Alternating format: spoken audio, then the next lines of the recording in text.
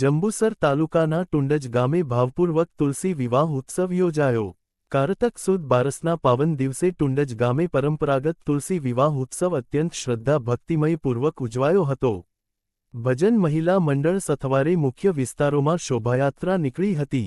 તુલસી માતા વિવાહ ઉઘરાદાર પરિવારમાંથી ધીરજભાઈ વલ્લભભાઈ પટેલ તથા શૈલેષભાઈ વલ્લભભાઈ પટેલ તેમના ત્યાંથી શ્રીકૃષ્ણ ભગવાનની જાન લઈને ભગવાન સમન્વય પરિવારને ત્યાં પ્રણવભાઈ લાલજીભાઈ પટેલ તથા દિલીપભાઈ શંકરભાઈ પટેલને ત્યાં તુલસી માતા સાથે ભગવાન વિવાહ કરવા માટે જાન લઈને આવ્યા।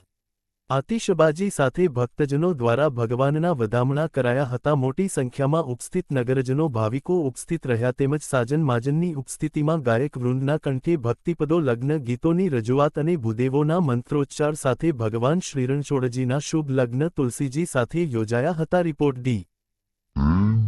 વાઘેલા, જંબુસર।